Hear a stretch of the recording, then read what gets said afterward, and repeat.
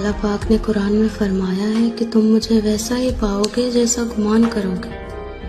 یہ ہم سب پڑھتے ہیں لیکن سمجھتے نہیں ہیں۔ تم جانتے ہو جب موسیٰ علیہ السلام کے پیچھے فوج لگی ہوئی تھی تب اللہ نے سمندر کو 2 حصوں میں بانٹ دیا اور حضرت ابراہیم علیہ السلام کو آگ میں جانے کا حکم دے دیا، تو اس نے پھر آگ کو ٹھنڈا کیوں کر دیا؟ اور جانتے ہو کیوں اس نے حضرت یونس علیہ السلام کو مچھلی کے پیٹ میں محفوظ رکھا؟ کیونکہ ان سب میں ایک چیز تھی اور وہ تھا یقین۔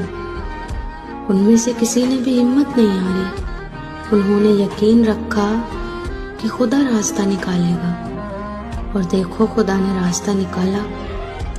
وہ سب اس پر یقین کر کے آگے بڑھتے رہے، اور دیکھو اللہ نے انہیں بھی مایوس نہیں کیا۔